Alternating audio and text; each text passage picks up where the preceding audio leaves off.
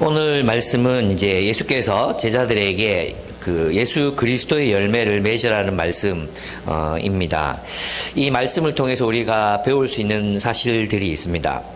그것은 바로 우리의 인생의 목표가 무엇이 되어야 하는가, 무엇을 이루기 위해서 살아야 하는가, 어떤 우리가 이제 죽음이 다가올 때 우리는 무엇을 열매로 남길 것인가, 이런 생각들을 갖게 하는 그런 좀 본문이고 또 주제들을 담고 있습니다. 저희 이제 장인어른께서 심근경색으로 토요일 아침에 쓰러지셨습니다. 그래서 이제 지금 중환자실에 계시거든요. 그러면서 이제 제 마음이 더욱 내가 무엇을 남기고 죽어야 할까, 내 인생의 목표는 무엇이었는가, 이런 것들을 또 돌아보게 되는 것 같습니다. 사실 많은 사람들은 떠밀려서 이제 꼭대기로 올라가고 있는 그 꽃들에게 희망을 해 나오는 그 애벌레 기둥, 그 애벌레 기둥으로 떠밀려서 어쩔 수 없이 막 올라가고 있는 애벌레들처럼 그렇게 살고 있는 건 아닌가. 우리 자신이 어떤 목표나 비전을 설정했다기보다도 남들이 설정해 놓은 목표, 세상이 이 나이가 되면 이런 목표를 이루어야 되고, 또 이 나이가 되면 저 나이가 되면 저런 목표를 이루어야 되고, 그래서 몇 살 되기 전에는 이것을 가져야만 해, 이런 어떤 목표들을 정해준 대로 우리 떠밀려서 실현하기 위해서 살고 있는 건 아닌가, 이런 생각이 들었습니다. 사실상 우리가 목표라고 생각하는 것들 대부분이 실상은 세상이 정해준 것 혹은 타인이 욕망하는 것들일 수 있습니다. 사실 여러분, 이런 설교를 듣는 게 되게 좀 낯설죠. 목표라는 말 잊어버린 지 오래됐죠. 목표, 비전, POGS, 목적, 뭐 이런 단어들을 잊어버리고 살아간 지가 정말 오래된 것 같습니다. 여러분들 무엇을 목표로, 또 무엇을 남기기 위해서, 어쩌면 무엇을 이루기 위해서 지금 인생을 살아가고 계십니까? 어쩌면 우리가 이것을 가져야만 우리 노후가 행복할 거니까 그것을 소유하기 위해서 막 달려가고 있는 세상 사람들과는 다르지 않는 그런 삶의 목표를 가지고 살고 있지는 않은지 모르겠습니다. 또한 그 목표가 이루어지고 나면 내가 원하는 것들을 소유하고 나면 우리는 과연 행복해질 수 있을까요? 그런 질문들을 오늘 이 본문은 우리들에게 던지고 있습니다. 우리는 무엇을 이루고 무엇을 열매 맺고 또 무엇을 남겨야 할 것인가 하는 거죠. 1절에서 3절을 보면 이제 예수님께서 우리들에게 새로운 목표를 이루기 위해서 부르셨다는 사실을 말씀하고 계십니다. 그것은 바로 예수의 열매를 맺는 인생입니다.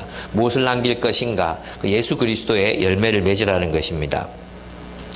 15장 1절을 보면 나는 참 포도나무요 내 아버지는 농부이시다. 내게 붙어 있으면서도 열매를 맺지 못하는 가지는 아버지께서 다 잘라버리시고 열매를 맺는 가지는 더 열매를 맺게 하시려고 손질하신다라고 되어 있습니다. 그럼 이 본문에서 포도나무는 무엇이고 또 열매는 무엇인가, 이것들을 이제 생각해 봐야 되잖아요.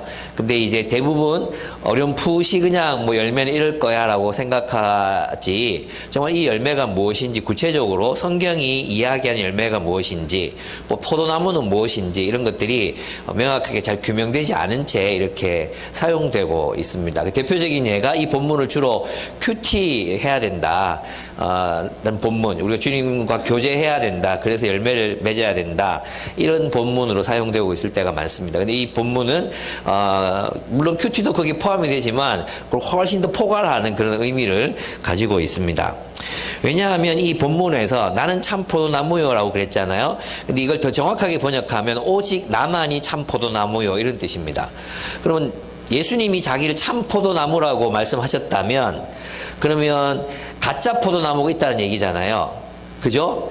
참 포도, 예수님이 참 포도나무라면 가짜 포도나무가 있을 거 아니에요.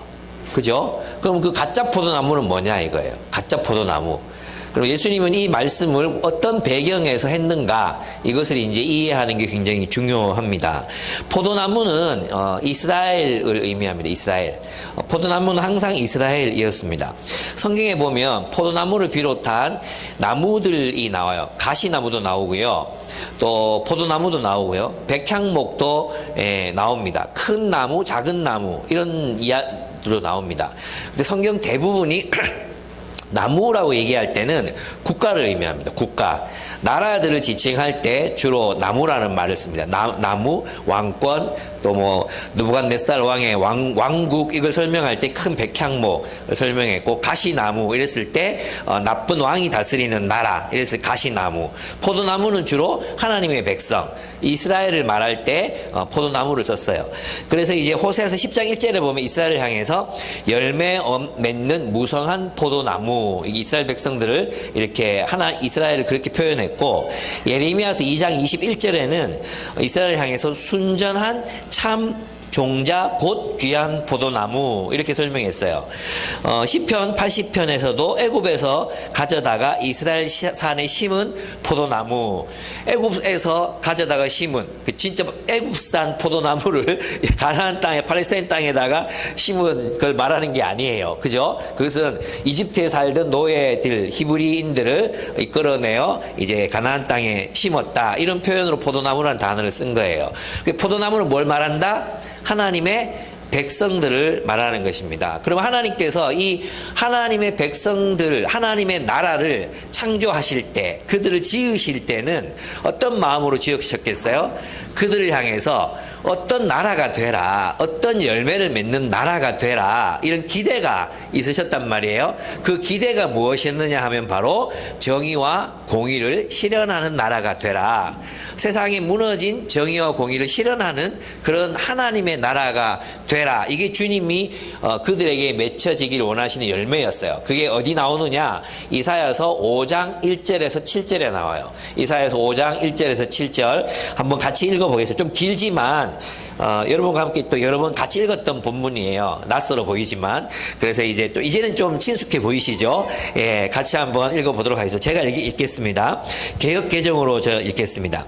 나는 내가 사랑하는 자를 위하여 노래하되 내가 사랑하는 자의 포도원을 노래하리라.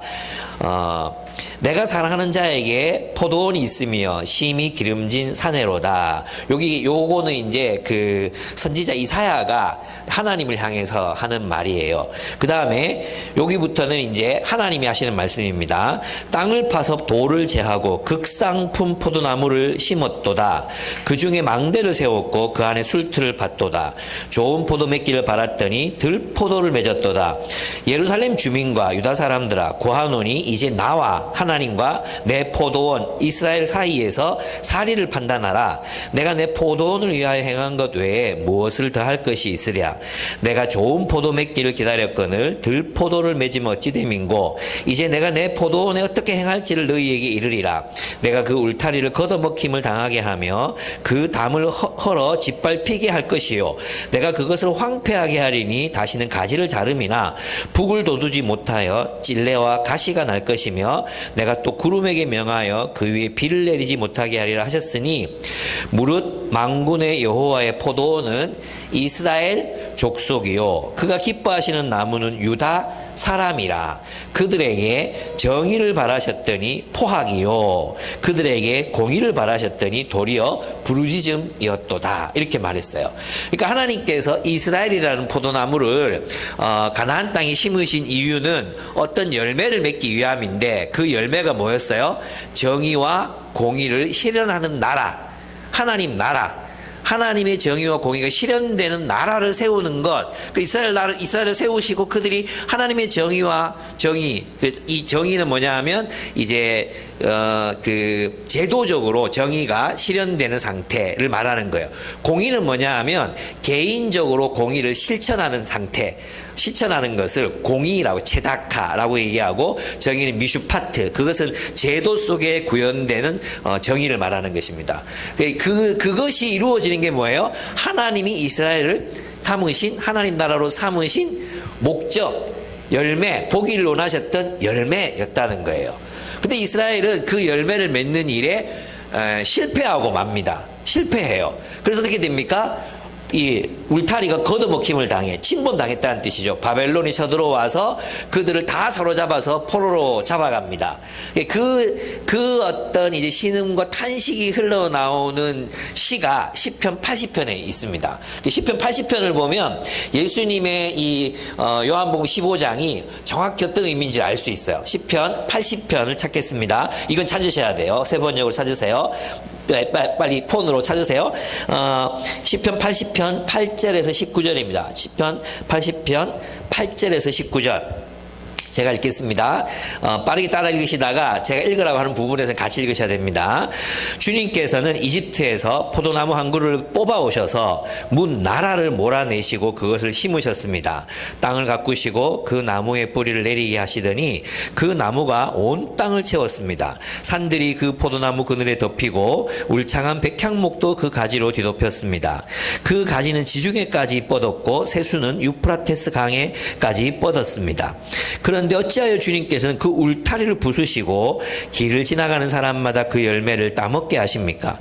멧돼지들이 숲에서 나와서 마구 먹고 들짐승들이 그것을 먹어치우게 하십니까? 만군의 하나님, 우리에게로 돌아오십시오. 하늘에서 내려다보시고 이 포도나무를 보살펴 주십시오. 주님의 오른손으로 심으신 이 줄기와 주님께서 몸소 굳세게 키우신 햇가지를 보살펴 주십시오. 주님의 포도나무는 불타고 꺾이고 있습니다. 주님의 분노로 그들은 멸망해 갑니다. 17절 같이 읽겠습니다. 주님의 오른쪽에 있는 사람, 주님께서 몸소 굳게 잡아주신 인자 위에 주님의 손을 얹어 주십시오. 그리하면 우리가 주님을 떠나지 않을 것이니 주님의 이름을 부를 수 있도록 우리에게 새 힘을 주십시오. 만군의 하나님, 우리를 회복시켜 주십시오. 여기까지 하겠습니다. 본문의 17절이 중요합니다. 17절. 주님의 오른쪽에 있는 사람 누구겠어요? 메시아죠. 메시아. 다니엘서에 나오는 하나님의 인자, 그죠? 인자라 불리는 하나님의 왕권을 받아서 하나님의 통치를 실현할 메시아, 하나님의 오른쪽에 있는 자, 총리, 하나님의 대리 통치자, 그를 빨리 보내달라는 청원이 시편 80편에 있어요. 그죠? 그러면 요한복음 15장에서 내가 참 포도나무라는 말씀은 바로 내가 그 인자인 참 포도나무다, 이런 말이에요. 예. 하나님의 나라, 이스라엘이 왜 하나님의 나라입니까? 하나님께 붙어 있었기 때문에 하나님 나라잖아요. 그죠? 근데 그들이 하나님을 떠났어요. 하나님을 떠났기 때문에 더 이상 하나님 나라가 될 수 없었어요. 그래서 하나님이 심판을 받죠. 정의와 공의를 저버렸기 때문이에요. 근데 이제 하나님께서 예수 그리스도를 보내셨어요. 참 하나님을, 참 이스라엘, 참 하나님의 백성, 그 참 하나님의 백성의 대표로서의 메시아, 이해가 되십니까? 왕으로서의 메시아를 보냈어요. 그러면 그 메시아에게 붙어 있는 자들이 이제 누구예요? 진짜 이스라엘, 진짜 하나님의 백성이라 이 말이에요. 그죠? 그러니까 이제 내가 참 포도나무, 나는 얻는 이가가 굉장히 뉘앙스가 굉장히 다르거든요. 나는 보다는 내가 참 포도나무요. 이제는 내가 참 이스라엘이요. 그리고 너희는 가지니 너희가 바로 참 이스라엘이다. 너희가 진짜 하나님의 백성이다. 하나님 나라다. 이렇게 주님이 선언하고 계시는 것입니다. 그러면 하나님께서 메시아를 보내시고 이 참 포도나무를 보내시고 그 제자들로 하여금 가지로 이렇게 한 포도나무, 한 하나님 나라를 세우시는 목적이 뭐겠어요? 어떤 열매를 구하려고 이 포도나무를 새로 심으셨을까요? 하나님의 정의와 공의가 실현되는 공동체를 세우기 위해서, 그죠? 새로운 하나님의 나라를 창조하기 위해서 이 포도나무를 심으셨다는 것입니다. 그래서 우리가 맺어야 되는 열매가 뭐죠? 하나님의 정의와 공의. 그런데 이 하나님의 정의와 공의가 이제 무엇으로 실현됩니까? 예수님의 새 계명. 예수님의 새 계명으로 열매 맺는. 그래서 신약에 와서 하나님의 새로운 백성들, 하나님의 새로운 이 하나님 나라가 맺어야 되는 열매는 뭐냐? 사랑으로 완성되는 정의와 공의. 또 어떤 분의 표현을 빌리면 자비로운 정의. 그것이 우리 공동체, 교회 공동체를 통해서 실현되기를 원하셨기 때문에 우리를 세우셨다는 것입니다. 이것이 우리의 목표입니다. 우리의 삶의 중요한 목표가 무엇인가? 이런 열매 맺는 공동체로 사는 것입니다.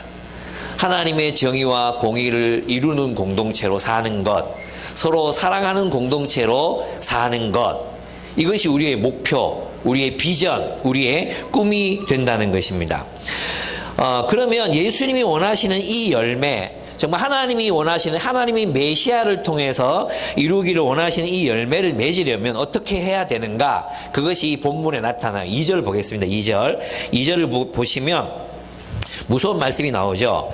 내게 붙어 있으면서도 열매를 맺지 못하는 가지는 아버지께서 다 잘라버리시고 열매를 맺는 가지는 더 많은 열매를 맺게 하시려고 손질하신다. 이 손질하신다가 뭐냐 하면 깨끗하게 하신다, 이런 뜻이에요. 깨끗하게 하신다. 그래서 이제 헬라어로 보면 이게 하나가 할리든가 그렇고 하나 카탈리든가 하여튼 이런 정확하게 모르겠어요. 그 언어 유희로 사용됐거든요. 그래서 가지치기를 하다, 이것과 깨끗하게 하다, 이게 같은 단어, 같은 의미를 가진 단어라고 할 수 있습니다. 그러면 보면 한번 보겠습니다. 깨끗하게 하시려고 손질하신다, 깨끗하게 하신다. 3절, 너희는 내가 너희에게 말한 그 말로 말미암아 이미 깨끗하게 되었다 그랬죠. 그러면 누가 하나님 나라의 열매를 맺을 수 있습니까? 제자들.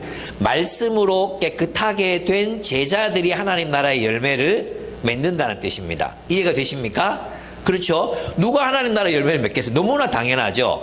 예수의 말씀을 따라 사는 사람들이 하나님 나라의 열매를 맺게 된다는 뜻이에요. 그러면 이 사람은 누구예요? 예수님께 붙어 있는데도 예수의 열매를 맺지를 못해. 무슨 말이에요? 예수께 붙어 있는데도 예수님의 열매를 맺지 않는 가지가 있어요. 이건 뭐죠? 무엇이 막혔기 때문이에요? 포도나무와 연결이 끊어졌어요. 더 이상 예수 그리스도의 말씀으로 깨끗해지지 않고 있는 거예요. 무슨 말이냐 하면 예수 그리스도의 말씀의 영향력을 더 이상 받아들이지 않는 상태, 말씀이 전혀 그의 가치관과 삶과 의식과 무의식, 관계, 직장생활, 세상살이 그 모든 것에 아무런 영향도 미치지 않는 그런 상태. 그런 상태가 어떤 상태라고요? 예수께 붙어 있지만 열매는 맺을 수 없는 그런 상태. 그 가지는 더 이상 원래의 포도나무가 아닌 거예요. 그래서 잘라낼 수밖에 없는 그런 나무 가지라는 것입니다. 그래서 여러분, 이 말씀은 굉장히 우리에게 굉장히 경고를 주는 말씀이에요. 즉 우리가 예수를 믿는다고 말하면서도 예수의 열매를 맺지 못하고 있다면, 그죠? 우리는 뭐예요? 포도나무, 하나님 나라의 백성이 아닐 수 있다는 걸 말해주는 거예요. 왜 하나님 백성이 아닐 수 있느냐? 말씀이 우리에게 영향을 미치고 있지 못하다면, 말씀이 날마다 우리를 변화시키고 있지 못해. 그러면 우리는 예수님의 가지가 아니라고 예수께서 말씀하시는 것이죠. 이 말씀을 우리가 어떻게 다르게 설명할 수 있겠습니까? 그죠? 그래서 있잖아요. 우리 한국교회에 왜 이렇게 열매가 없는가? 왜 교회를 다니면서도 사람들이 자비롭지 못하고 사랑이 없고 무정하고 세상 사람들하고 왜 그렇게 똑같은가? 아니 더 할 때가 많은가? 왜 그럴까요? 말씀의 영향력을 못 받고 있는 거죠. 말씀이 없는 거예요, 결국은. 여러분 있잖아요. 설교만으로 여러분이 그리스도인으로 살아갈 수 있다고 믿는다면 여러분 굉장히 어리석은 거예요. 설교. 제가 이따가 실험해 볼 건데요. 여러분이 내 설교를 듣고 요 문을 딱 나가서 4층에 올라가는 순간 여러분 내 설교 다 잊어버리고 까먹고 없어요. 제가 올라가서 물어볼 거예요. 오늘 설교 핵심이 뭐였어요? 물어볼 거예요. 그러면 아마 대부분 사람들이 잠깐만요. 갑자기 휴대폰 막 꺼내서 막 본문 찾아보고 아마 대부분 사람들이 그럴 거예요. 들어서 기억되는 건 10%밖에 없어요. 들어서 기억되는 게 10%. 근데 자기가 공부하잖아요. 자기가 깨닫잖아요. 더 많이 남아요. 근데 자기 깨달은 걸 가르치잖아요. 우리 나눔, 쉐어링 하잖아요. 나눔을 하잖아요. 그럼 어떻게 돼요? 기억돼요. 80% 내지 90%가 기억돼요. 그래서 전교 1등 하는 애들, 전교 2등 하는 애들 특징이 뭐냐 하면 집에 가면 부모님이나 동생이나 누구든지 앉혀놓고 판사하면서 자기가 배운 걸 막 가르쳐 보는 애들은 공부를 잘해요. 우리 집안 애들은 절대 이런 짓을 하지 않아요. 절대로 하지 않아요.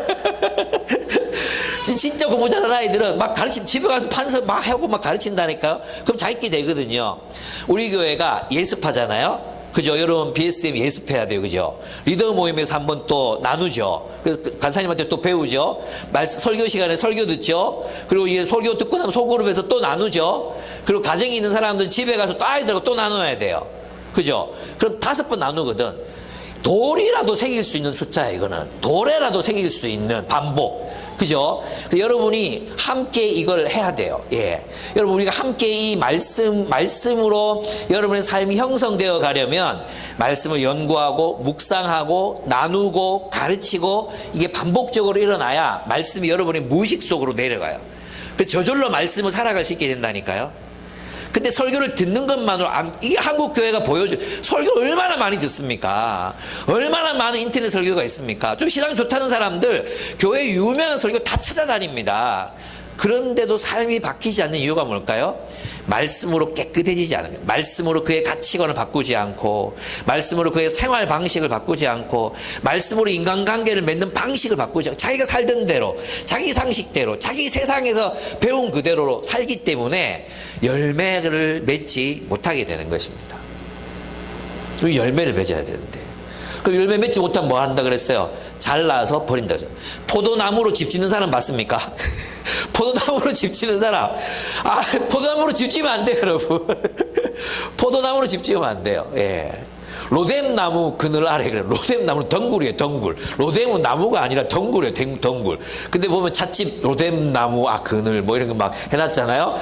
그건 정말 로뎀나무가 뭔지 모르는 거죠. 똑같이 포도나무는 건축용 자재가 아니에요. 그러니까 열매 외에는 쓸 데가 아무것도 없는 게 포도나무예요.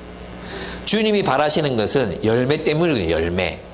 그죠? 우리를 부르신 이유는 단 한 가지 이유. 열매. 뭘 어떻게 살라고? 자비로운 정의. 사랑과 정의로운 삶. 그 삶의 열매를 맺는 공동체로 살아가라고 주님이 우리를 부르신 것입니다. 그래서 말씀으로 깨끗해져야 된다. 그래야 열매 맺는다. 이거 중요하다. 두 번째, 그리스도 안에 머물러 있어라. 이게 4절에서 7절에 나오는 말씀이에요. 그리스도 안에 머물러 있어라. 4절 보십시오. 내 안에 머물러 있어라. 그리하면 나도 너희 안에 머물러 있겠다. 이 머무른다는 게 뭐예요? 내 안에 거하라. 나도 너희 안에 거하겠다. 그 안에 그 안에서 살아라는 말이에요. 스테이 해라, 스테이. 그 안에서 살아라. 예수 안에서 머물러라. 이 말이잖아요. 예수 안에 거하라. 이게 무슨 뜻이겠어요? 예수님과의 교제, 예수님 안에서의 삶을 살라는 거예요. 그럼 예수님 안에서 삶이 뭐예요? 예수께서 새롭게 창조하신 하나님 나라의 삶, 하나님 나라의 공동체 안에서 살라는, 첫째, 하나님 나라의 공동체 안에서 살라는 뜻입니다.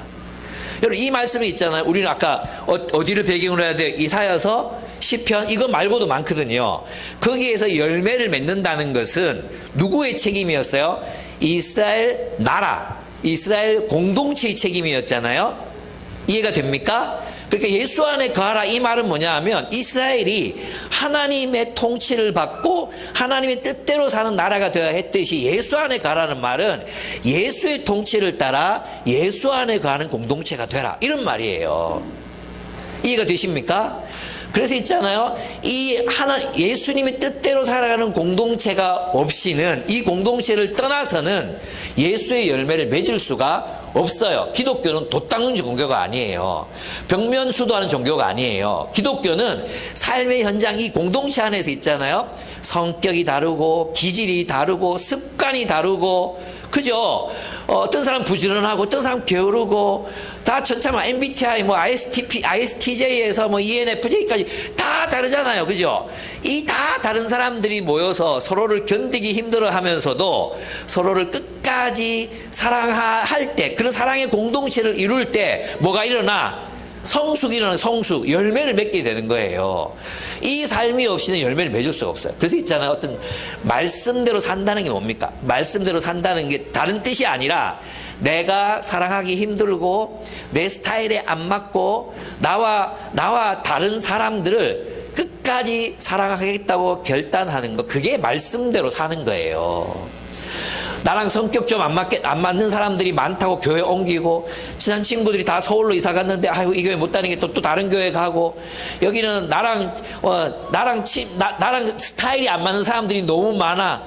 교회 떠나고, 그렇게 해서는 열매를 맺을 수가 없어요.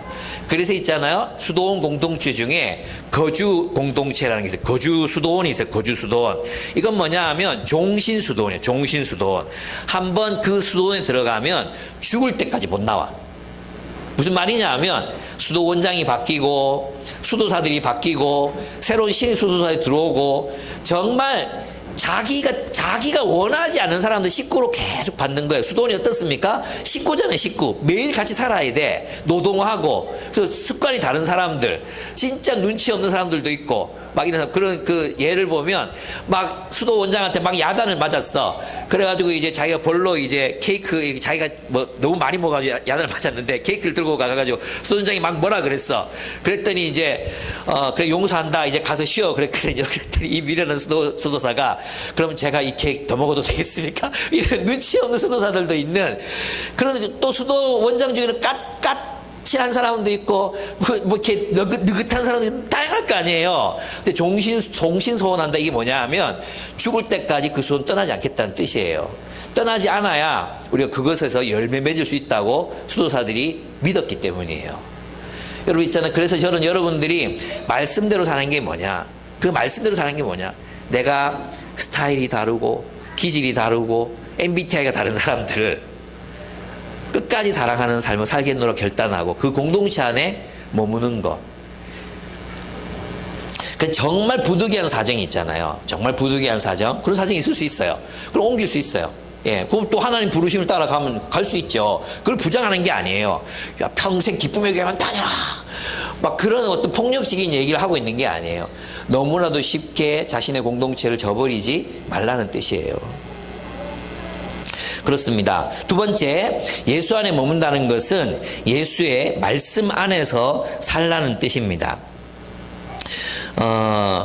이게 7절에 보시면 너희가 내 안에 머물러 있고 내 말이 너희 안에 머물러 있으면 너희가 무엇이든지 구하라. 그리하면 그대로 다 이룰 것이라고 말씀하셨잖아요. 뭐예요? 주님의 말씀이 우리 안에 있고 우리가 주님의 말씀 안에 있고, 이게 뭐냐면 교통이에요. 교통. 말씀이 우리 안에 있고 우리가 말씀 안에 사는 거예요. 말씀을 따라 살면 어떤 일들이 일어납니까? 예수 안에 머문다는 것은 예수의 말씀 안에서 살라는 뜻입니다. 예수의 말씀.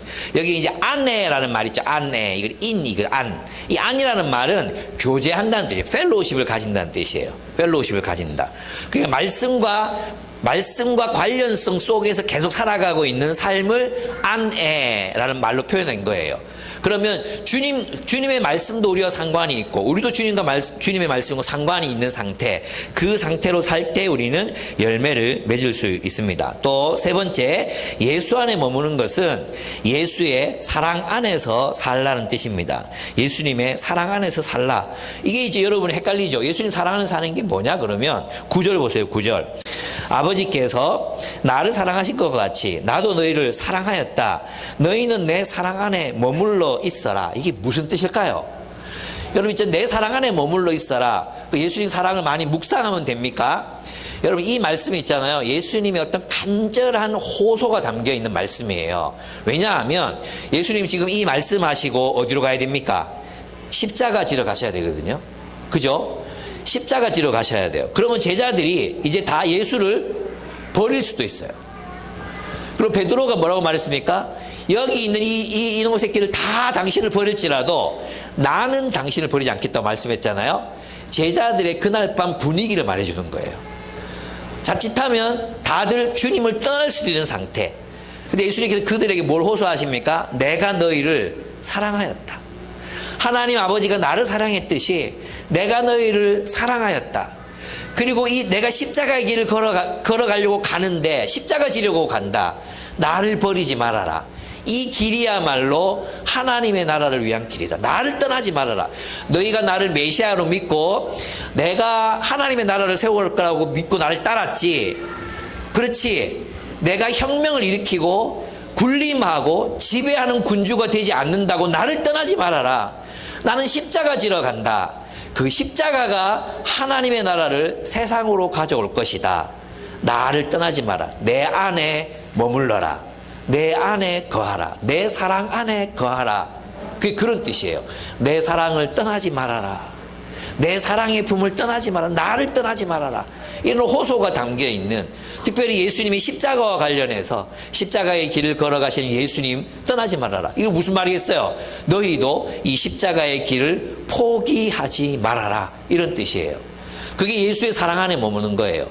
그럼 그런 사람들은, 예수님의 사랑 안에 머무는 사람들, 예수를 믿고 예수의 길을 끝까지 따라가기를 원하는 이 사람들 어떤 삶을 살겠어요? 예수의 계명을 따라 사는 거예요. 그래서 본문에 보시면은 10절이 굉장히 중요합니다. 10절. 너희가 어떻게 하면 내 계명을 지키면 무슨 일이 일어나는 거예요? 내 사랑 안에 머물러 있을 것이다. 어떤 뜻인지 아시겠죠? 주님이 십자가의 길을 간단 말이에요. 그리고 그 십자가의 길, 그 사랑의 길이 이 세상에 하나님의 나라를 가지고 올 것이다. 하나님의 나라를 창조할 것이다. 그러니까 너희는 내 계명을 따라 살아라. 그 계명을 따라 살 때 너희는 내 사랑 안에, 나와의 관계 속에 머물 수 있다. 십자가의 길을 떠나면, 나를 떠나면 너희는 하나님의 나라를 결코 경험할 수 없을 것이다. 나를 따르라. 내 사랑 안에 머물러라. 서로 사랑해라. 그 서로 사랑하는 것이 나를 떠나지 않는 길이다. 십자가의 길을 선택해라. 예수께서 허리에 수건을 두르시고 발을 씻겨 주셨듯이 그 발 씻어 주시는 그 섬김, 그 섬김의 도의 절정이 십자가잖아요. 그 십자가, 목숨을 버리면서 사랑하신 그 사랑의 삶, 그 삶을 포기하지 말아라. 그러면 너희는 내 사랑 안에 머물 것이다. 이런 뜻이에요. 이해가 되십니까? 네. 그래서 있잖아요. 우리가 주님의 사랑 안에 머문다는 것은 주님의 계명을 따라 산다는 뜻이에요. 주님을 믿는 사람은, 주님을 포기하지 않는 사람은, 주님을 떠나지 않는 사람은 주님이 걸어가신 길, 사랑의 길, 목숨 버려 형제를 사랑하신 그 사랑의 길 위에 계속 머물러 그 길을 걷는 사람들이라는 뜻입니다. 우리는 그 길을 선택하는, 그 주를 떠나지 말아라. 주님 떠난다는 건 형제 자매들을 사랑하기를 포기하는 걸 말하는 것입니다. 그렇습니다. 그렇게 하면 주님 안에 머물러, 주님의 말씀 안에 거하고, 주님의 공동체 안에 거하고, 주님의 사랑의 계명 속에 거할 때 우리가 맺게 되는 게 뭐예요? 열매를 많이 맺나니, 이렇게 말씀하셨어요. 열매 있는 삶. 여러분 있잖아요. 인생을 이렇게 돌아보면 여러분 무엇을 열매로, 무엇을 여러분 인생을 향한 결실로, 보상으로 받기를 원하십니까? 무엇이 많았으면 좋겠습니까? 재벌집 아들입니까? 막내 아들입니까? 재벌집 손자입니까? 재벌집 막내 아들인가? 넷플릭스 있었잖아요. 그래서 저 보면 거기 진영철 회장인가? 나는 그 사람처럼 살고 싶지 않더라고요. 결국 돈만 많아가지고 자식들 뿔뿔이 다 흩어지고 다 원수되게 하고, 그래서 자기 죽음 앞에서도 서로 자기 돈만 탐내고 있는, 심지어 아버니까 죽일 수도 있는 그런 인생이 뭐 어떻게 행복할 수 있겠습니까? 사실 이게 있잖아요. 정말 돈 많은 사람들 얘기를 제가 들어봤거든요. 돈이 많아지잖아요. 그러면 친구가 점점 사라져요. 친구가. 왜냐하면 사람들이 전부 자기 돈을 보고 오는 것 같아요. 누가 좀 친절하게 하면 자기 돈을 바라고 오는 것 같아요. 그런 인생이 뭐가 행복하겠습니까? 안 그렇겠어요? 제가 막 이재용 회장님 안녕하셨어요 이러면 막 그게 친절로 받아들여지겠습니까? 이 새끼 뭐야 이렇게 되지. 예. 그렇습니다. 그래서 우리 주님 안에 머물러 있을 때 진짜 열매, 정말 우리가 맺어야 될 열매, 그 열매를 맺게 된다고 말씀하십니다. 그러나 열매를 맺지 못하는 경우가 두 경우가 있습니다. 예수께 붙어 있으나 열매를 맺지 못한 자. 그가 누구예요? 가룟 유다예요. 가룟 유다. 가룟 유다는 예수와 함께 있었지만 예수의 말씀, 예수가 누구이신지에 전혀 영향받지 않았어요. 그래서 말씀으로 자기 자신을 변화시켜 나가지 못하는 사람들이 바로 가룟 유다 같은 사람들이 있습니다. 늘 예수를 믿는데 늘 똑같은 모습으로 있는 거죠. 그래서 그리스도인에게 한결같다 이 말은 그렇게 좋은 칭찬이 아니에요. 예. 그리스도인들은 변하셨네요. 달라지셨어요. 예. 더 부드러워지셨어요. 저는 그런 얘기 자주 듣거든요. 나는 살아있다는 거지. 여러분은 어떻습니까? 니는 10년 지난 지금이랑 똑같네. 그게 이제 만약에 그게 우리의 성품을 향해서 그렇게 얘기하는 거라면 그거는 이제 심각한 문제가 있는 거죠. 우리는 계속해서 변화되고 자라고 있어야 합니다. 예수 안에 머물지 않고 떠나는 경우, 예수를 떠나는 사람들도 열매를 맺을 수 없습니다. 그러면 예수님이 원하신 열매를 맺으면 무슨 일이 일어나는가? 오늘 본문에 보시면 무슨 일이 일어난다고 했습니까? 우리의 기도가 응답받는다고 했습니다. 7절을 보시면 너희가 무엇을 구하든지 그대로 다 이루어질 것이다. 어떻게 될 때요? 내가 너희 안에 거하고 내 말이 너희 안에 거하면, 너희가 내 안에 거하고 내 말이 너희 안에 거하면, 그럼 주님의 말씀이 우리 안에 거해. 그러면 우리가 무엇을 욕망하게 되겠습니까? 기도는 우리의 욕망이잖아요. 무엇을 욕망해? 말씀이 우리 안에 충만해. 무엇을 구하게 되겠어요? 하나님의 나라를 구하죠. 그죠? 그러니까 하나님이 누구의 기도를 들으시는가? 이기적으로 변화되지 않은 사람의 기도를 들으시지 않아요. 그냥 자기 모습 그대로 있는 사람들의 땡깡 쓰는 기도, 40일 금식 기도, 1000번 번제, 헛짓이에요. 하나님 들으시지 않아요. 누구의 기도를 들으시는지 아십니까? 하나님의 말씀으로 말미암아 자신이 욕망이 하나님의 나라로 변화된 사람. 그래서 먼저 그 나라와 그 의를 욕망하는 사람, 그 나라와 그 의가 이루어지기를 소망하는 사람, 그들의 기도를 주님이 들으신다는 뜻입니다. 그래서 하나님 나라를 위해서 구할 수밖에 없잖아요. 예, 말씀으로 변화된 사람이 말씀밖에 없는데 뭘 구하겠어? 하나님 나라를 구하겠지. 하나님 나라를 위해서 그가 요청할 때 하나님이 그의 기도를 들으시겠다고 약속하셨습니다.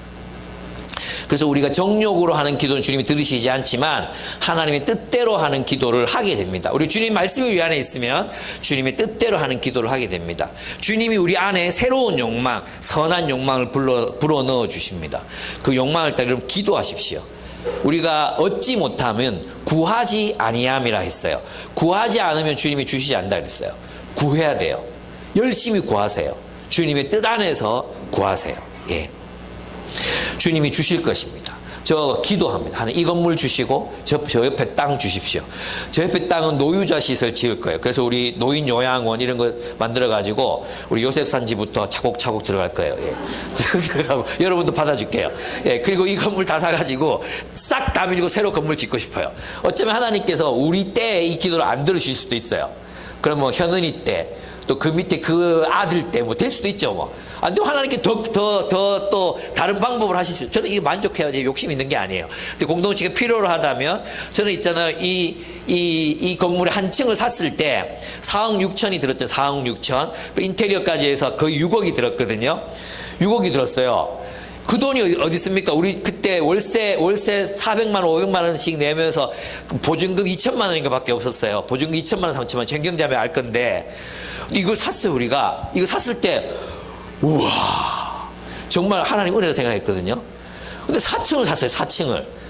우리 헌금 따로 안 하고 4층을 샀어요. 그죠? 4층하고 같이 합해가지고 이거 어떻게 계산해서 대출해달라고 4층을 샀어요. 그럼 하나님 저 3층도 좀 나중에 이제 공동체가 이제 여러분 지금 우리 초등 아이들 100명 아이들이 막 자라나고 있잖아요. 얘들 예배 드릴 공간이 좀 있으면 없어요. 저 위에 있는 공간에서 예배를 드릴 수가 없어요. 그러면 이제 여호수아 산지가 4층 어딘가에 가야 되는데 여러분도 들어가기는 부족해. 그죠? 그럼 하나님이 그때가 되면 우리 기도해야 돼. 하나님 저 3층 주십시오 했을 때 모르죠 뭐. 누군가가 또 로또가 된다든지 아니면 누가 유산으로 이제 이건 기쁨의 교회 꿈의 계시로 기쁨의 교회 주라고 했다. 유라동에 있는 기쁨의 교회다. 이러면서 이제 또 주고 가실지 아무도 모르죠. 우리가 기도해야 합니다. 기도. 여러분들이 정말 주님 앞에 간절히 원하는 게 있습니까? 근데 염려하고 기도하지 않잖아요. 기도하십시오. 기도. 주님이 여러분의 소원을 들어주실 줄 믿습니다. 두 번째, 우리는 예수 그리스도의 제자가 됩니다. 이게 굉장히 중요한 거예요. 열매를 보고 우리가 누구인지 아는 거예요. 무슨 뜻인지 아시죠? 이 열매가 있다는 게 있잖아요. 무화과 나무 열매가 없음을 보시고 저주하셨죠. 그건 뭐냐 하면 그 무화과 나무에 싹수가 없었다는 거예요. 열매가 맺히려면 뭐부터 펴야 돼요? 꽃부터 펴야 돼요. 꽃이 피잖아요. 그럼 쬐매한 이 열매 같지 않은 것들이 이제 자란다고. 그죠? 그리고 그것들이 자라나서 열매가 되잖아요. 내가 그리스도의 제자인가, 내가 그리스도를 따르는 사람인가를 무엇으로 확인할 수 있느냐? 내 삶에서 어떤 열매가 맺히고 있느냐를 보면 아는 거예요. 내 삶에서 정말 주님의 열매, 사랑의 열매가 맺히고 있는가? 열매를 보고 내가 누구인지 알 수 있는, 열매를 보고 내가 어떤 나무인지 알 수 있는 거예요. 내가 사과나무인 줄 알았는데 탱자가 열렸어. 그럼 나는 뭐야? 가시잼이에요. 가시장구야, 가시장구. 내가 사과나무인 줄 알았는데 가시가 열렸다니까? 탱자가 열렸어. 난 가시나무예요. 열매를 보고 내가 누구인지 아는 거예요. 좋은 나무는 좋은 열매를 맺는다. 그랬어요. 여러분이 좋은 열매를 맺는 그런 제자로 성장하고 자라기를 간절히 바랍니다. 세 번째, 그렇게 될 때 하나님 아버지께서 영광을 얻으신다 그랬어요. 하나님 아버지가 영광을 얻는다는 말은 하나님 아버지의 통치의 영역이 확장된다는 뜻이에요. 하나님의 통치가 확장되어 많은 사람들이 주님께로 돌아온다, 이런 뜻이. 이 본문에서는 하나님의 영광을 돌리게 된다는 뜻이 그런 뜻이에요. 이 본문에서는. 여러분, 그래서 왜 한국교회 선교가 이렇게 위축되고 또 한국교회 전도가 더 이상 일어나지 않는 듯이 보입니까? 그 이유가 무엇인지 아십니까? 그 이유는 뭐냐 하면 교회가 교회답지 못하기 때문이에요. 교회가 교회답다는 것은 하나님의 말씀을 따라 서로를 뜨겁게 사랑해야 되는데 교회가 서로를 사랑하지 않아요. 교회가 서로를 뜨겁게 사랑하는 삶으로 자랑스러워야 돼요. 교회가 서로를 뜨겁게 사랑하는 삶 때문에 하나님께 영광이 나타나는 거예요. 큰 건물 아니에요. 교인들, 수준 높은 교인들 아니에요. 권력 있는 사람들, 우리 교회 검사 몇 명 있어요, 의사 몇 명 있어요, 대학 교수 몇 명 있어요. 그런 걸로 하나님 영광 받으시지 않아요. 우리 교회 연예인 다녀요, 나으리 찬양인도요, 하나도 중요하지 않아요. 교회가 하나님 앞에서 영광을 돌리고 수많은 사람들이 주님께로 돌아오는 그 날은 서로가 서로를 사랑할 때. 사도행전을 보시죠. 사도행전. 어떨 때 하나님의 손이 그들과 함께 하셨습니까? 저들이 가진 것을 제 것이라 하지 아니하고 함께 나누었을 때 하나님의 손이 함께 하심으로 주께서 그들의 숫자를 더하게 하셨다 그랬어요.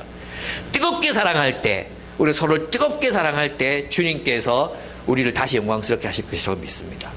여러분, 오늘 이 날은 하나님께서 우리 한국교회를 새롭게 만들어 가신 심판의 날이라고 생각합니다. 그래서 열매 맺지 못하는 가시들은 많이 잘려나갈 것입니다. 열매 맺지 않는 그런 수많은 성도들, 수많은 교회들, 이런 교회들은 하나님 예수 그리스도에게로부터 잘려나갈 것입니다. 그리고 진짜 교회들이 남을 것입니다. 주님의 말씀으로 깨끗해지고 주님의 그 계명을 따라 서로를 뜨겁게 사랑하기를 애쓰고 그런 공동체를 세상에 세우는 그런 교회, 그런 교회들만이 새로운 그루터기가 되어 새로운 교회들을 세상에 세우게 될 것입니다. 저는 이런 교회들이 새롭게 많이 나타나야 된다고 믿습니다. 네 번째, 예수님께서 우리를 택하신 이유가 있습니다. 그것은 무엇이냐 하면 15장 16절입니다. 제가 한번 읽어보도록 하겠습니다. 너희가 나를 택한 것이 아니요 내가 너희를 택하여 세웠나니 이는 너희로 가서 열매를 맺게 하고 또 너희 열매가 항상 있게 하여 내 이름으로 아버지께 무엇을 구하든지 다 받게 하려 함이라. 반복되죠. 15장 7절에서도 나왔고 15장 16절에서도 나오고 있습니다. 그러니까 앞에서 말했어요. 7절에서 보면 내 말이 너희 안에 있고 너희가 내 말 아래 머물면 그랬잖아요. 이 말이 15장 16절에서는 어떻게 나옵니까? 내가 너희를 택하여 세웠나니. 세웠어요. 말씀으로 세웠어요. 그를 택해서 세웠어요. 그러면 세운 이유가, 우리를 이렇게 세우신 이유가 뭐예요? 가서 열매를 맺게 하려고. 가서. 포도나무 우리 포도나무 가지야. 그 가지를 잘라서 다른 곳에 심어서 큰 포도나무가 자라서 하나님 나라의 공동체가 그곳에서도 열매 맺게 하시려고 우리를 택하여 세웠다는 뜻이에요. 이게 선교예요, 선교. 하나님이 우리를 부르신 이유가 무엇입니까? 열매를 맺게 하려 함입니다. 그래서 저는 있잖아요, 이렇게 생각해 봤어요. 교회가 우리의 이 공동체가 예수 그리스도의 열매, 예수님의 그 사랑의 열매를 맺으려면 무엇이 일어나야 합니까? 먼저 우리 개인이 예수 그리스도의 열매를 맺는 사람이 되어야 되잖아요. 그게 성경에서 뭐라고 말했어요? 성령의 열매라고 얘기했단 말이에요. 성령의 열매. 근데 여러분 있잖아요. 이 성령의 열매를 가만히 들여다보면 개인의 내면 속에서 맺혀지는 게 아니라 나와 우리 형제 자매들 사이에서 이 관계성 속에서 맺어지는 열매라는 거 알 수 있어요. 사랑이 뭐예요? 사랑은 혼자 하는 게 아니잖아요. 그죠? 혼자 사랑이 막 충만하고 넘쳐, 지 혼자 사랑이 넘쳐. 이건 뭐라 그랬어요? 제가 미친 상태라고 했죠. 사랑은 누군가를 사랑하는 거예요. 관계 속에 나타나는 거예요. 사랑, 화평은 뭐예요? 화평. 평화예요, 평화. 평화는 어디에서 나타나는? 나와 병찬이 사이에, 병찬이와 성길이 사이에 존재하는 게 평화예요. 그러니까 있잖아요. 성령의 열매는 어디서 나타나는 거냐? 우리들의 관계 사이에서 나타나는 게 성령의 열매예요. 그리고 그 성령의 열매가 맺혀지기 위해서는 우리가 어떤 사람이 돼야 돼요? 사랑의 존재, 평화의 존재, 사랑, 화평, 자비, 오래 참음, 양선, 충성, 온유, 절제, 이런 열매들이 다 온유, 친절함. 예. 양선, 선을 베푸는 것. 자비, 다른 사람들을 긍휼히 여기는 것, 대하는 것. 다 뭐예요? 우리들의 관계 속에서 나타나는 거잖아요. 이 성령의 열매는 그래서 있잖아요. 근원적으로 혁명의, 기독교의 혁명은 뭐냐 하면 관계 혁명이에요. 관계 혁명. 우리들이 서로가 서로를 관계 맺는 방식이 혁명이 일어나는 거예요. 그전에는 지배하고 군림하고 이용하고 착취하고 위계 질서, 그죠? 유교적인 어떤 계급적인 질서, 이런 관계 맺는 방식에서 이제 성령의 열매, 이 관계, 옛날에 우리가 관계를 맺었던 그 방식들이 완전히 파괴되고 새로운 방식으로, 사랑의 방식으로, 평화의 방식으로, 자비로운 방식으로, 그렇게 우리 인간관계가 혁명을 일으키는 것. 그래서 하나님의 나라가 우리의 관계 속에 세워지는 것, 우리들의 공동체 속에 세워지는 것, 그것이 주님이 바라셨던 우리 공동체가 맺어야 하는 열매라는 것입니다. 그래서 교회 안에 들어와서도 있잖아요. 세상에서 가진 지위, 세상에서 인간관계 맺던 방식, 세상에서 인간관계 맺던 피상적이고, 그죠? 피상적이고, 그저 내 체면치레하고, 또 여기서도 내가 호구 소리 안 들으려고 애쓰고, 적당히 인간관계하고, 그냥 대면하고, 적당히 거리두기 하고, 다 세상 거. 다 내려놓고 와요. 다 내려놓고. 완전히 새로운 관계의 방식으로 돌입해야 된다니까요. 그게 주님이 우리가 맺어야 하는 열매라는 거예요. 어떤 열매? 관계의 열매라는 거예요. 관계의 열매. 그래서 어떻게 보면 성품의 열매라 보이는 것들이 이 공동체 안에서 서로가 서로와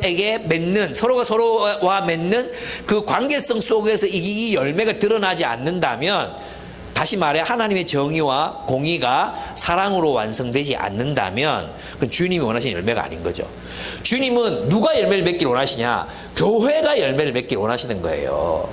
주님은 우리 개개인이 그냥 기독교 돛 닦는 종교가 아니니까 혼자 득도해서 사랑이 넘치고, 혼자 득도해서 혼자 마음 평안하고, 혼자 온유하고, 혼자 친절하고, 혼자 충성되고, 혼자 의리 지키고, 이게 뭡니까?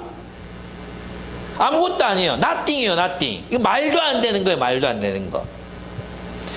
우리가 정말 열매 맺어야 되는 건 뭐냐? 우리들의 관계 속에서 이 새로운 인간관계의 방식이 돌출하고, 드러나고, 나타나고, 이 진부한 세상살이, 각자 도생이 진부한 세상, 지겨워 죽겠어, 권태로운 세상, 이 권태로운 세상에 유일하게 새로운 것, 사랑, 유일하게 새로운 것, 그 사랑, 그 사랑의 관계로 우리의 관계가 재편되는 것, 그게 주님이 우리가 맺기를 원하시는 열매라는 것입니다. 그래서 가서 열매를 맺으라 그래요. 가서 사람에게로 가야 돼. 세상으로 가야 돼. 교회로 가야 돼. 나를 벗어나서 공동체 안으로 들어가야 돼. 가서. 안 가면 안 돼. 가만히 있으면 안 돼. 가야 돼. 그래서 내가 용석이와 은기를 칭찬해. 혜진이 외롭다니까 기도했다가 양쪽 옆에 탁 앉아가지고 막 호위무사처럼 앉아주고 내가 눈물이 막 났다니까. 그게 사랑이지. 멋있어. 그렇습니다. 가정에서 열매를 맺어야 됩니다. 가정. 우리의 가정도 있잖아요. 유교적인 삶의 방식, 유교적인 가정생활, 그 청산해야 됩니다. 남자는 뭐 설거지도 안 하고, 남자는 일도 안 하고, 여러분 그런 사람, 그 간부 남자 아무도 없죠? 예? 그 다 바뀌어야 됩니다. 다 바뀌어야 돼요. 왜 진짜 가장 세속화된 영역이 가정이에요, 가정. 가정에서 자기 욕망대로 살아요. 가정에서 여러분이 하나님 나라의 열매를 맺어야 되는 거예요. 가정에서. 저희 가정이 그래도 말씀으로 아이들 훈육하고 가르치고 애쓴 지가 이제 참 오래됐잖아요. 이번에 이제 주일날 일부 예배 마치고 뭐 이제 우리 휴가 갔거든. 휴가 일부 예배 마치고 애들 다 데리고 휴가를 갔어요. 욕한 사람 없죠. 목사가 주일날 교회를 안 지키고 이 사람 없죠. 휴가를 갔습니다. 에헴 누가 그러세요? 이뭐 불만 있나? 휴가를 갔습니다. 갔는데 애들이 컸더라고요. 애들이 성숙했어요. 그래서 대화를 하는데 대화가 너무 재밌는 거예요. 예. 현은이가 사람을 막 웃겨요. 그런 모습 처음 봤어요. 얘가 유머를 하더라니까. 참, 웃겨가지고. 막 웃기고 장난 걸고 막 이러는데 너무 행복했어요. 아이들이 하나님 안에서 이렇게 성장하고 자라는 것. 꿈을 이야기하고 자기 소망을 이야기하고 자기 삶을 얘기하는데 정말 하나님 말씀이 깊이 배어서 자기 꿈을 얘기하고 어떻게 살아야 되겠다고 말하고 이러는데 너무 행복한 거예요. 너무 기뻤어요. 그런 가정의 열매, 교회가 교회다워지는 열매, 이런 열매들이 나타나야 합니다.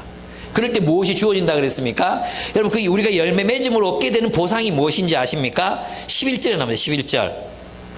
11절에 보시면 내가 너희에게 이러한 말을 한 것은 내 기쁨이 너희 안에 있고 또 너희의 기쁨이 넘치게 하려는 것이다 그랬어요.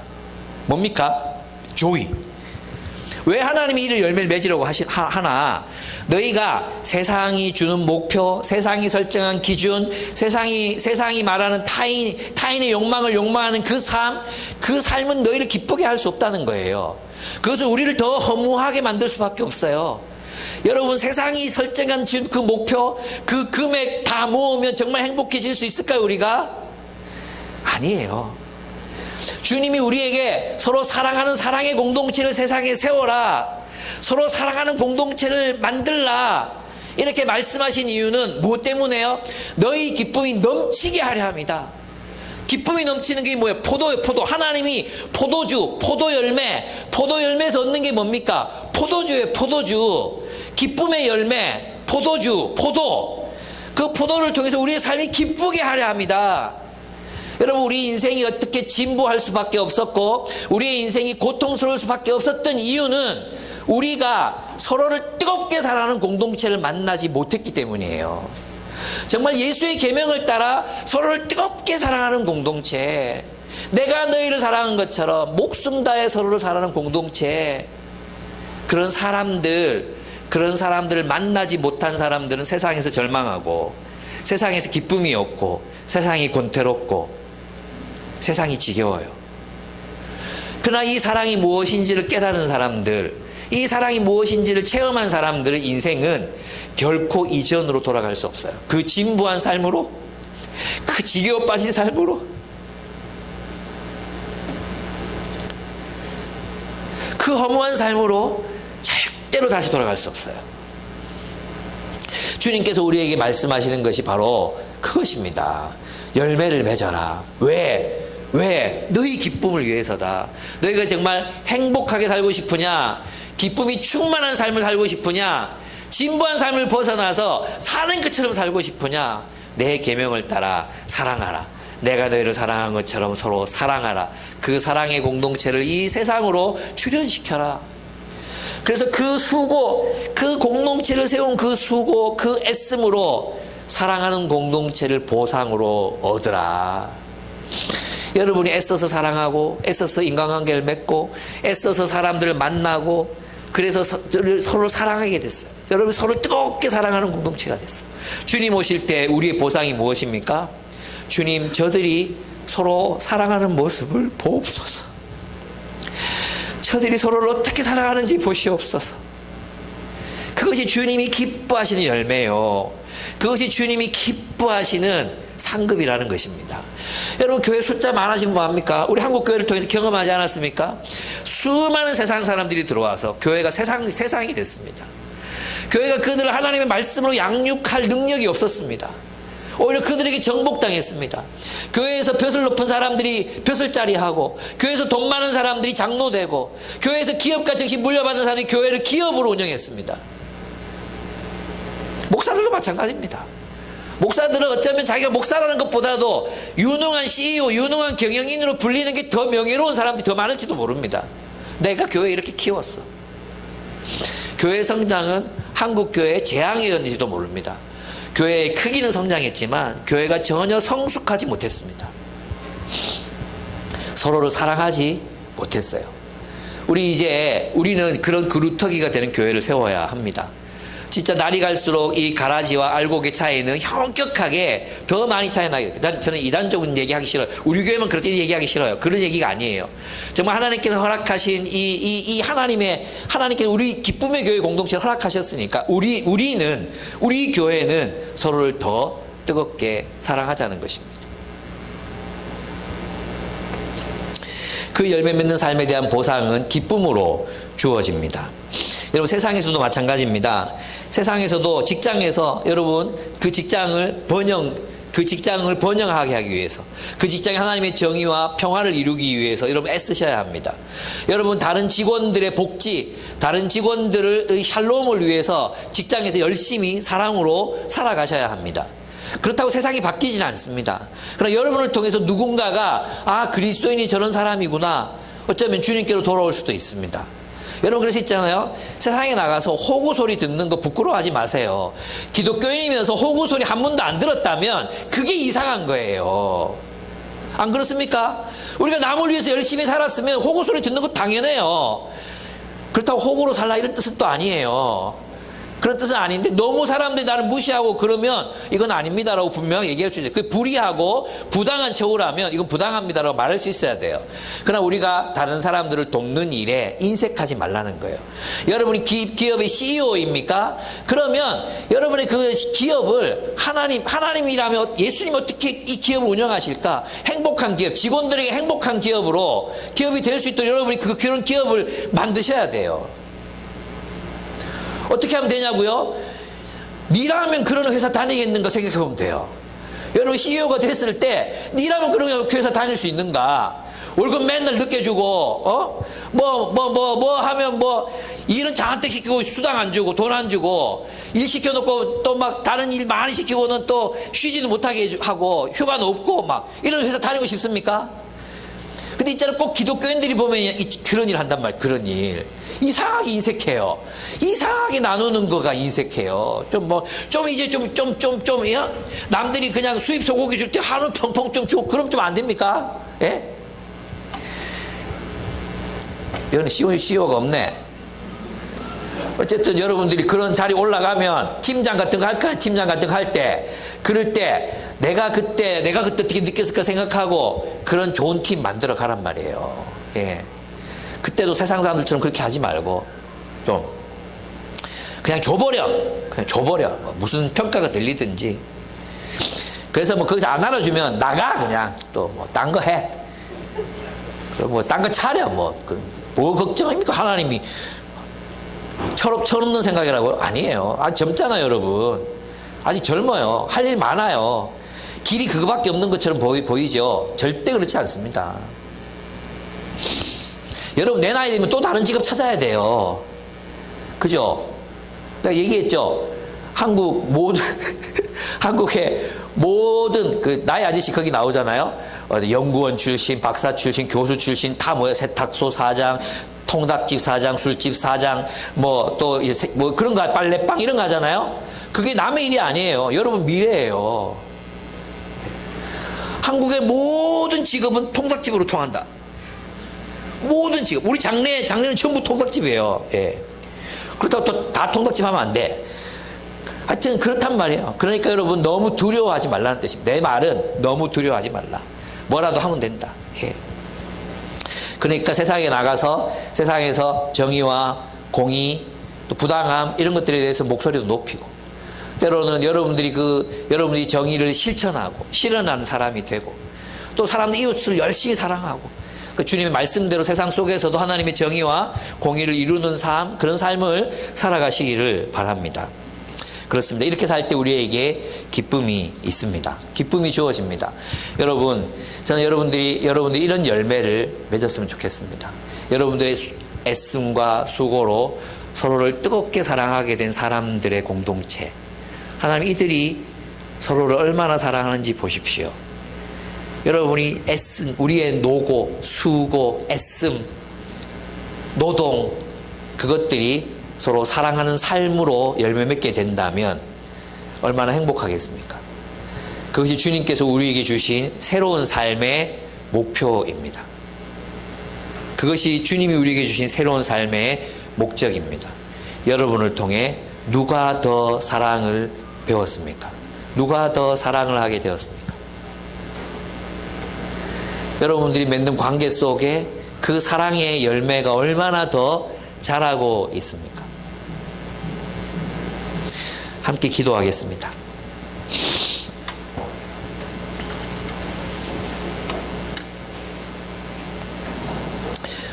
내가 그동안 뭘 추구하며 살았지?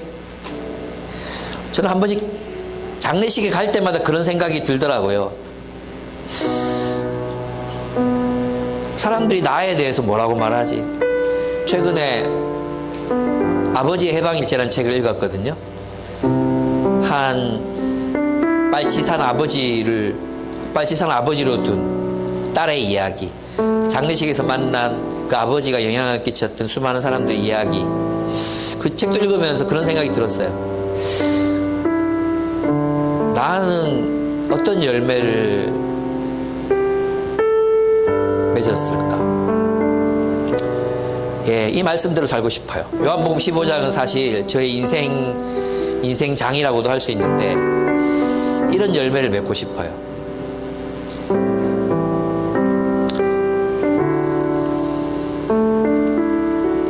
그래서 사람들이 와서 제가 그분께 사랑을 배웠습니다.